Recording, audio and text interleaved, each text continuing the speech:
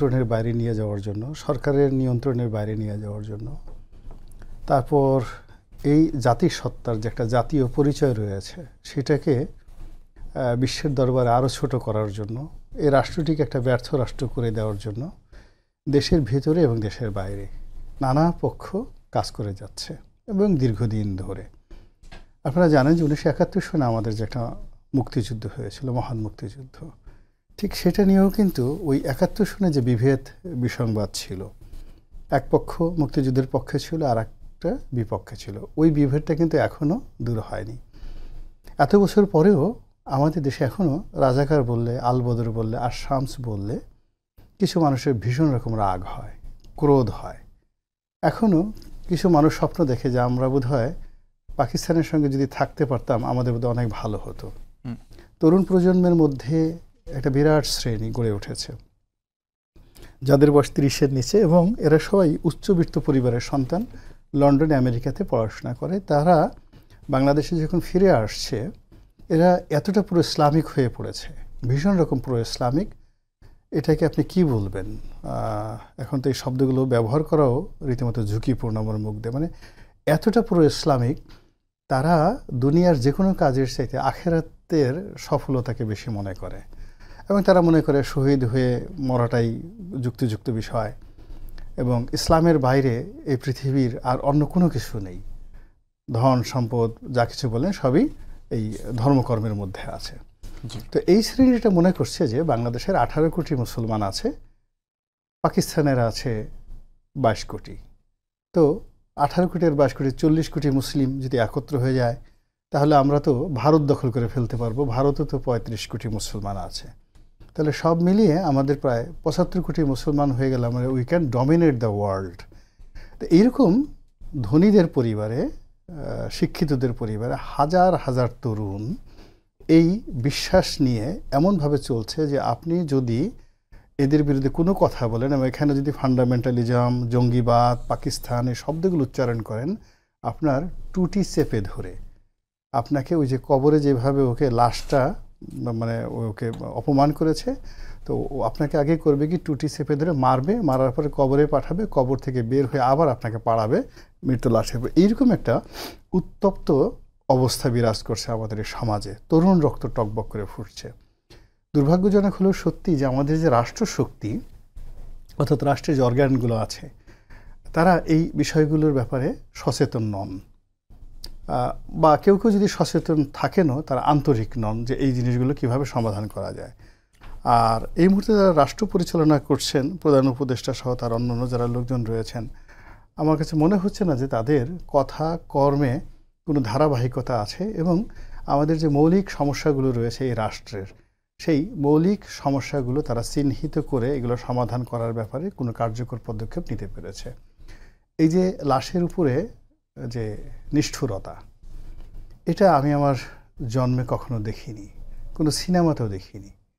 আমি অনেক horror movie দেখেছি, এবং সেখানে হরর মুভিতে নানা রকম ভূত, প্রেত, দানব, রাক্ষস তারা এই নানা রকম অপকর্ম করে, কিন্তু কোনো রাক্ষসকে আমি দেখিনি যে কোনো শ্মশান ঘাটে গিয়ে বা কোনো কবরস্থানে গিয়ে লাশ বের করে সেই লাশের উপর অত্যাচার করতে কোনো ওয়েস্টার্ন কিংবা ইস্টার্ন আমাদের যে সাবকন্টিনেন্টাল মুভি সেখানেও দেখিনি। মানুষের সমাজ তো দূরের কথা। আমি ইতিহাসের একজন ছাত্র হিসেবে হালাকু খান, চেঙ্গিস খান, আরও অনেকের ইতিহাস পড়েছি, কিন্তু এরকম তারা যাকে অপছন্দ করে তার মানে লাশ কবর থেকে তুলে অপমান করেছে দিল্লিতে, মেহরুলিতে, পারস্যে, এরকম কোনো আমি ইতিহাস পড়িনি। হ্যাঁ, এমন ঘটনা ঘটে যুদ্ধের ময়দানে প্রতিপক্ষের সেনাপতি, এটা আয়ামে জাহিলিয়াতের যুগে ছিল, তাদের অঙ্গহানি করা হতো, হাত কাটা হতো, নাক কাটা হতো। এমনকি আবু জেহেলের যখন গলা কাটার সময় আসলো, তো তিনি জানেন যে তার গলা কাটা হবে, তো যে গলা কাটতে আসছে তাকে বলে যে বাবা তোমাকে একটা কথা বলি, তুমি তো জানো আমি খুব উচ্চবংশীয়। উচ্চবংশী? হ্যাঁ। বলে যে হ্যাঁ আমি জানি আপনি অনেক উচ্চবংশীয়। তো বলে যে আমার একটা অনুরোধ, তোমার কথাটা রাখো। বলে কি কথা? বলে যে আমার গলাটা তুমি এমনভাবে কাটবে একেবারে আমি দেখাই, এই জায়গা থেকে তলোয়ার দিয়ে কাটবে যেন আমার ঘাড়টা বড় দেখায়, আর তুমি যদি নিষ্ঠুরভাবে কাটো তাহলে মনে হবে আবু জাহেলের মাথাটা ছোটো, তো আমি মরার পরে যেন আমার সম্মানটা থাকে, এই কাজটা করো। এবং দেখেন হাদিসে এসছে যে ওই সময়টাতেও আবু জেহেলের সম্মান রক্ষার্থে ওইভাবে কিন্তু গলাটা কাটা হয়েছিল। এটা আইএমএ জাহিলিয়াতের পরবর্তী যুগের ঘটনা। তো সেখানে রাজবাড়ির গোয়ালন্দে যে ঘটনাটা ঘটেছে, এখন বয়স্ক মানুষ, তিনি, তার পরিচয় ছিল পাগল, সবাই তাকে পাগল বলতো। তো যখন আমরা একটা মানুষকে পাগল বলি, তিনি বিচারের ঊর্ধ্বে উঠে যান, কোনো কোর্ট কাছারিতে তার বিচার হয় না, পাগলের কোনো বিচার হয় না। এখন পাগল যদি বলে যে আমি আমি ইমাম মাহাদি বা আমি অমুক, তো এটা নিয়ে যদি আমরা লম্ফঝম্প করি তাহলে আমরা তো তার সাথে বড় পাগল হয়ে যাই। দ্বিতীয়ত হলো এই ঘটনাটা যখন ঘটবে, এই গত 1 মাস ধরেই আমরা কিন্তু 15 দিনের মৃত্যুর পর থেকেই আমরা, মানে গত 2 সপ্তাহ ধরেই, 23 তারিখে ওদের সে মারা গেল, তো 23 তারিখের পর থেকে যখন এরকম কবরটা উঠানো হলো, এটা নিয়ে কিন্তু ওখানে অনেক বিশৃঙ্খলা তৈরি হয়েছে।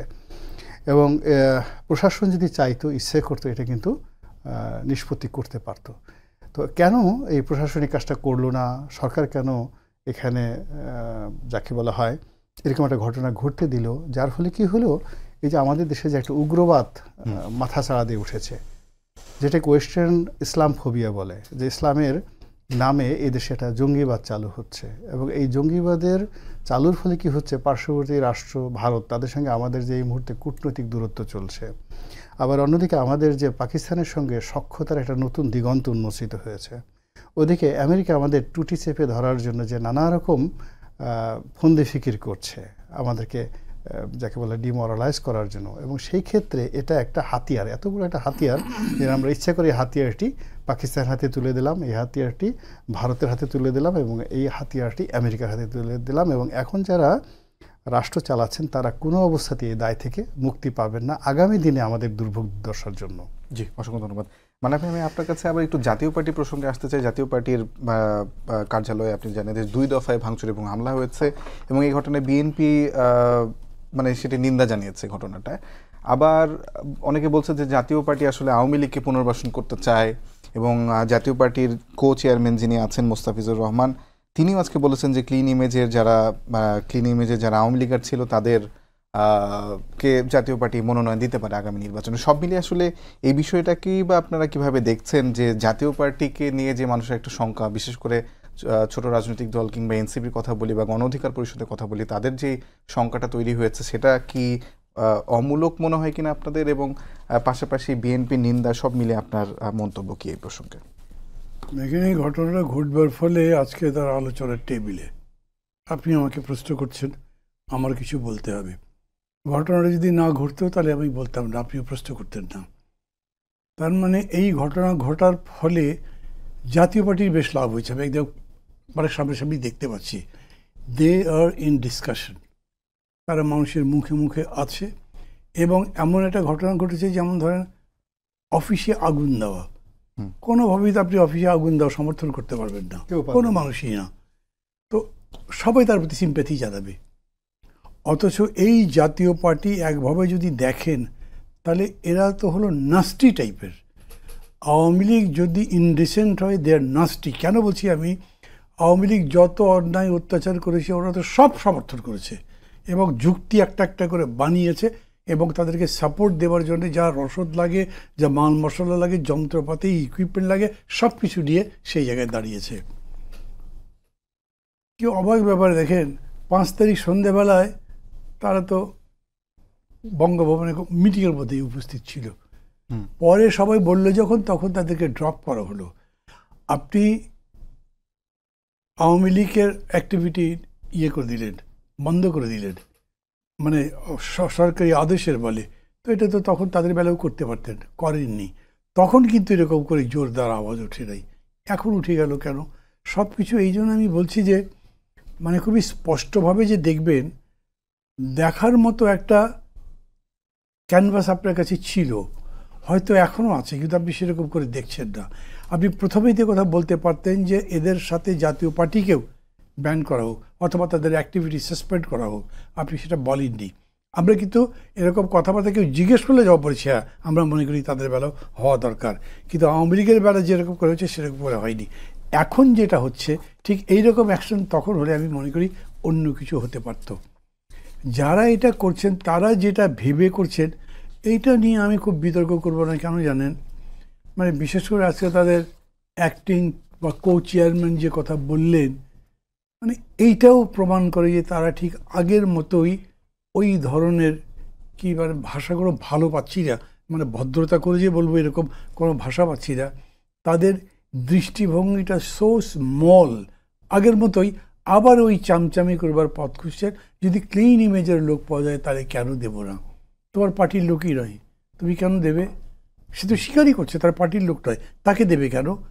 যদি অ্যালায়েন্স করে করতে পারে তাহলে করুক। অ্যালায়েন্স তো করতে পারবে না যেহেতু আপনার তাদের অ্যাক্টিভিটি ব্যান। সেই ক্ষেত্রে তার মানে হচ্ছে যে তারা এই কনস্টিটিউশনকে বা আমাদের যে সমস্ত অধ্যাদেশগুলো আছে সেগুলোকে বাইপাস করে, সুপারসিড করে এক ধরনের নিচ দৃষ্টিভঙ্গি থেকে এই কাজটা করবার চিন্তা করছে। এবং আমি ব্যক্তিগতভাবে মনে করি না যে এতে করে খুব লাভ হবে। অনেকে আমাকে অঙ্ক দেখায়, জাতীয় পার্টির ভোট ছিল এত পার্সেন্ট, আওয়ামী লীগের ভোট ছিল এত পার্সেন্ট, আচ্ছা কবির আলী এত পার্সেন্ট হলো, দুটো যোগ করলেও তো জামাতের চাইতে বেশি হয়, তাই জামাত বেশি ক্ষুব্ধ হয়ে বোধহয় এটার বিরুদ্ধে এরকম প্রতিক্রিয়া করছে। আমি জানি না জামাত কীরকম করে ভাবে, তাদের কোনো নেতার সাথে আমার কথা হয়নি, কিন্তু আমার এরকম মনে হয় না যে এই রকম করে একটা ঘৃণিত মার্কা দিয়ে আওয়ামী লীগ তাতে সেল করে আবার উঠে দাঁড়াতে পারবে। তারপরে কেউ যদি সজাগ থাকেন তাহলে বলতে পারেন সরকারেরও এই ব্যাপারে স্পষ্ট ধারণা দেওয়া উচিত। একদম ডে ওয়ান থেকে আমি মনে করি সরকার এই ব্যাপারে একটা ধোঁয়াশা তৈরি করেছেন। প্রফেসর ইউনূস যখন ফ্রান্স থেকে এলেন, এয়ারপোর্টে নেমেই তিনি বলেছেন আমি ইনক্লুসিভ পলিটিক্স চাই। What is that inclusive politics? আজ পর্যন্ত উনি করে ব্যাখ্যা করেননি। ইনক্লুসিভ মানে কি? ইনক্লুসিভ অফ আওয়ামী লীগ কথা নেই তো। এগুলো বলতে বলতেই এর মধ্যে তিনি 15ই আগস্টের ছুটি বাতিল করেছেন, তারপরে দলের অ্যাক্টিভিটি ব্যান করেছেন, তাদের ছাত্র সংগঠনের তৎপরতা নিষিদ্ধ করেছেন। তো এগুলোই যদি করবেন আপনি, তাহলে ইনক্লুসিভের পরে কীরকম করে হবে?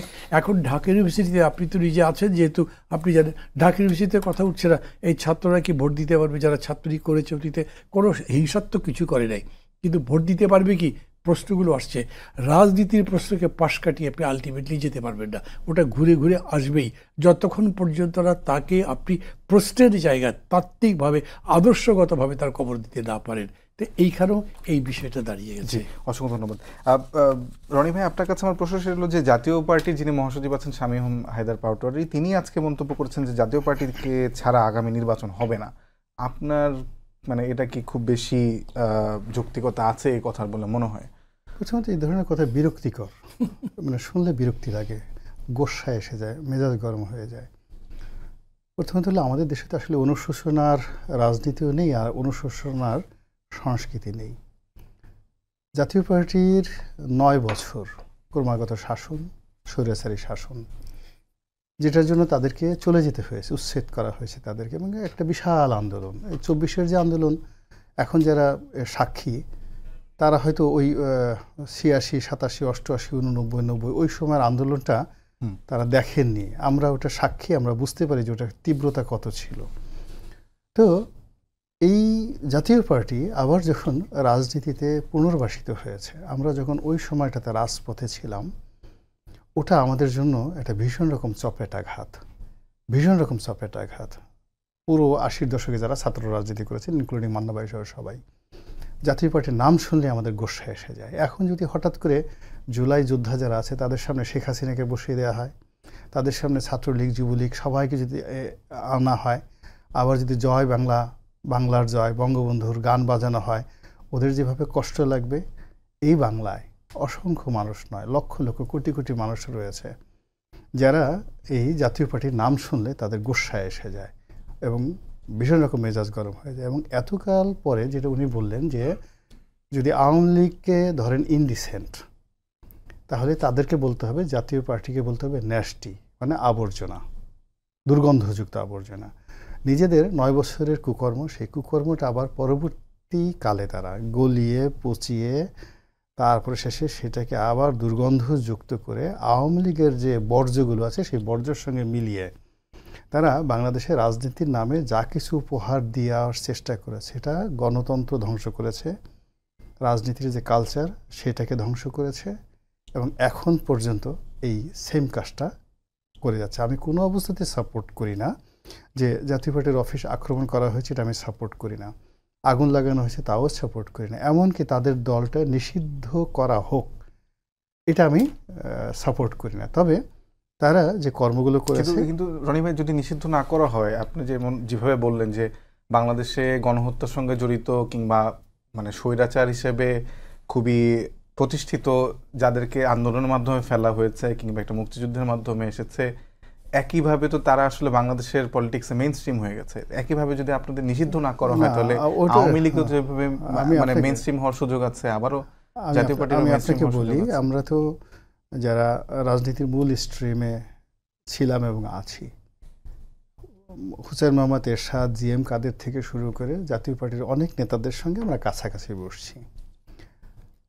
তাদের সঙ্গে বসতেই গিয়ে আমাদের কখনোই নিজেদেরকে ইনফেরিয়ার মনে হয়নি। আমাদের সামনে কিন্তু তারা এখনও কথা বলতে পারে না। আমরা যেটা মনে করি, রাজনীতিটা যদি ওপেন হয়, তারা তাদের কথা বলবে, আমরা আমাদের কথা বলবো। কথা বলার মাধ্যমে জনগণ সিদ্ধান্ত নেবে কারা ভালো।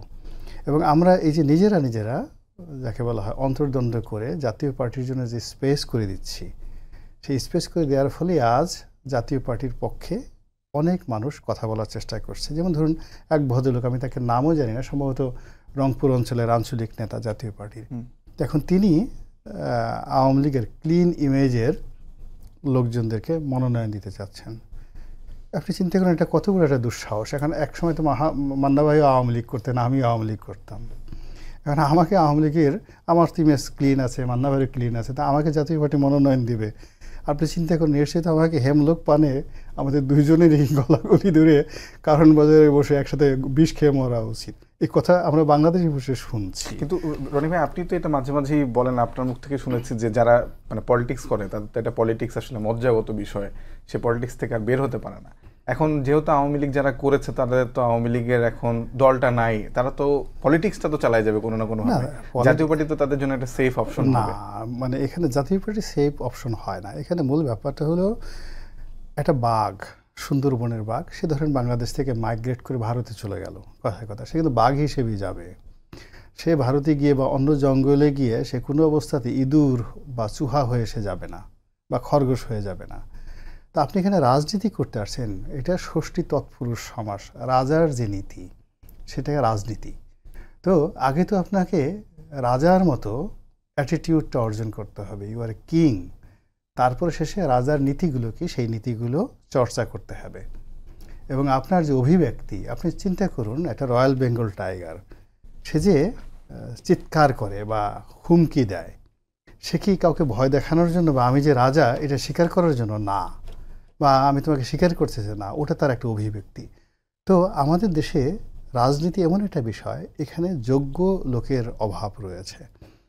আর এই যোগ্য লোকের অভাব রয়েছে এই কারণে যে বিভিন্ন সময় চাপিয়ে দেওয়া অনেক কিছু। আপনি এই সময়টাতে দেখেন, জুলাই আগস্ট বিপ্লবের পরে এমন অনেক দৃশ্য আমরা এই দেশের লোকজন দেখছি যেগুলো আমরা দেখতে চাই না। এমন অনেক ঘটনা ঘটছে যেগুলো আমাদের স্বপ্নের বাইরে ছিল। এমন অনেক বিষয়ে আমরা ভয় পাচ্ছি কথা বলতে, কাজ করতে, চলাফেরা করতে, যেটা আমাদের অতীতকালে কখনোই ছিল না। তো এই জিনিসগুলো হয় কি, রাজনীতির যে সংস্কৃতি সেটা নষ্ট করে দেয়। মান্না ভাই যেটা বললেন যে আমরা সবার জন্য রাজনীতি উন্মুক্ত করে দেব, এবং একটা রাজনৈতিক দলকে যদি আমাদের পরাজিত করতে হয়, আগুনে পুড়িয়ে নয়, নীতি দ্বারা, আদর্শ দ্বারা, বক্তব্য দ্বারা, প্রচার দ্বারা, প্রোপাগান্ডা দ্বারা। এখন জাতীয় পার্টি বলেন, এনসিপি বলেন, আওয়ামী লীগ বলেন, তাদের যারা প্রতিপক্ষ, ইভেন বিএনপি, আওয়ামী লীগ যে কাজটা ভুল করেছে, জামাতকে এবং বিএনপিকে তারা শক্তি প্রয়োগে যে তাদেরকে নিঃশেষ করে দেওয়ার চেষ্টা করেছে, এটা তাদের কত বড় একটা ঐতিহাসিক ফল এখন তারা হাড়ে হাড়ে টের পাচ্ছে।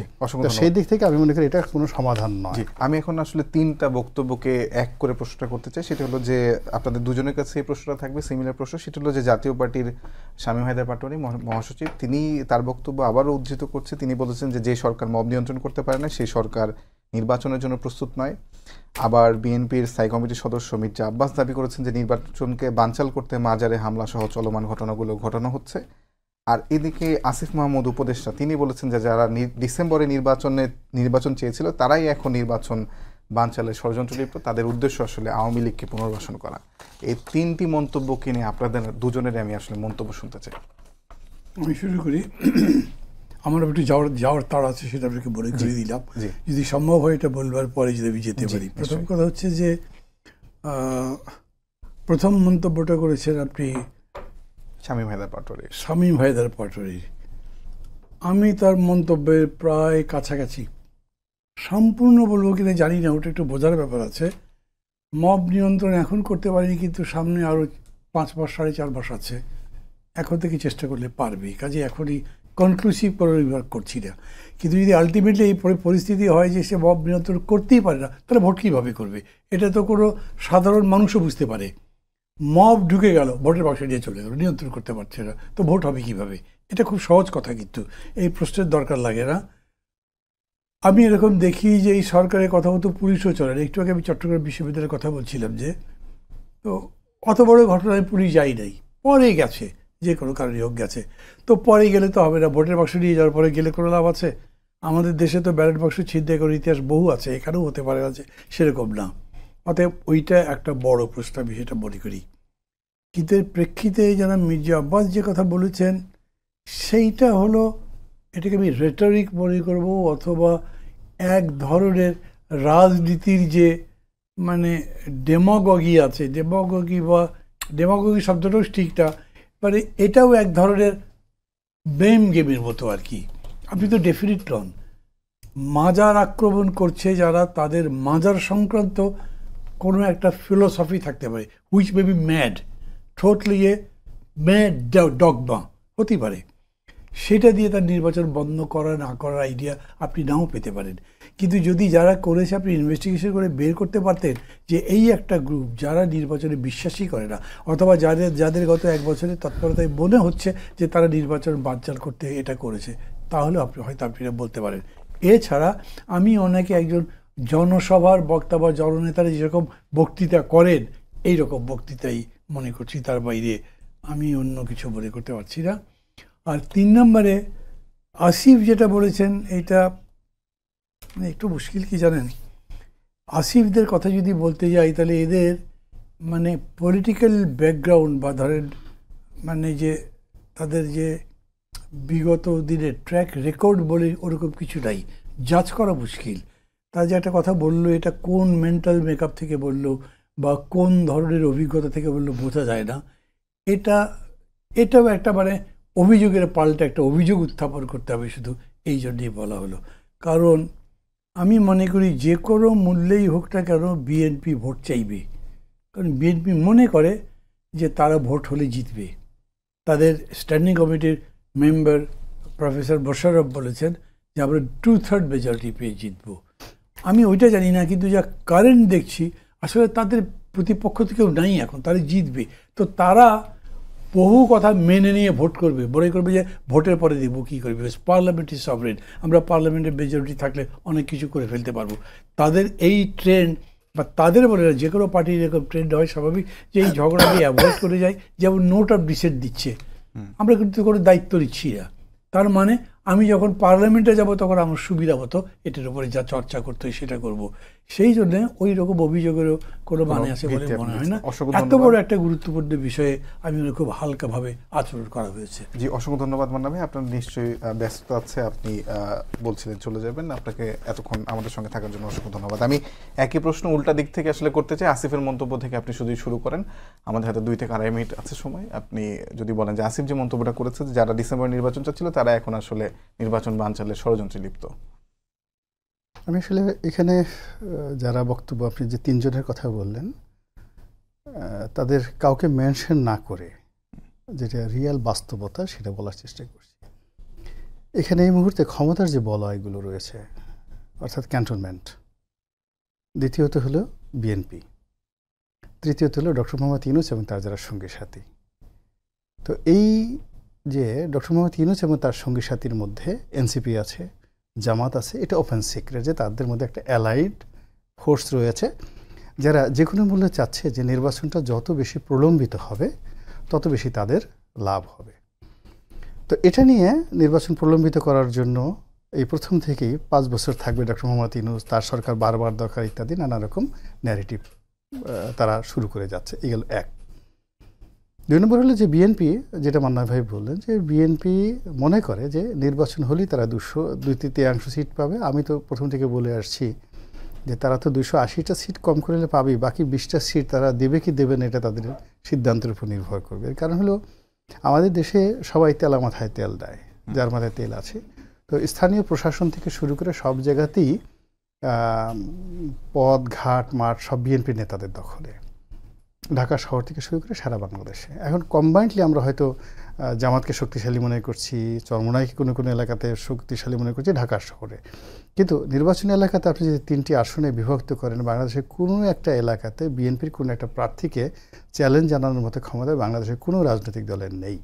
তো সেই দিক থেকে বিএনপি একটা মাইল্ড অবস্থা নিয়ে গেম খেলে খেলে সবাইকে নির্বাচনের মাঠে নিয়ে যেতে চাচ্ছে, এবং এটা অ্যাজ আর্লি অ্যাজ পসিবল। তো এখানে সেনাবাহিনী যে ডিসেম্বরের মধ্যে, অর্থাৎ 2025 সনের ডিসেম্বরের মধ্যে নির্বাচনের একটা ডেডলাইন দিয়েছিল, ওটা বিএনপির জন্য খুবই সহায়ক ছিল।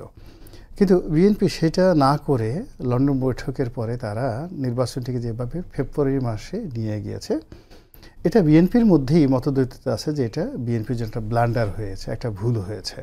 এবং তার প্রেক্ষিতে কি হচ্ছে, এখন নানা রকম মতদ্বৈততা, নানা রকম নির্বাচন পেছানোর যে ন্যারেটিভগুলো আসছে, আপনি পক্ষে বলেন আর বিপক্ষে বলেন, যাই বলেন, সবকিছু আসলে নির্বাচনটাকে অনিশ্চিত করে তুলেছে। অসংখ্য ধন্যবাদ আপনাকে। ধন্যবাদ আপনাকে, অসংখ্য ধন্যবাদ আমাদের সঙ্গে এতক্ষণ থাকার জন্য। দর্শক আপনাদের সবাইকে ধন্যবাদ জানিয়ে শেষ করছি আজকের সম্পাদককে। আগামীকাল আবারও দেখা হবে একই সময়। শুভরাত্রি।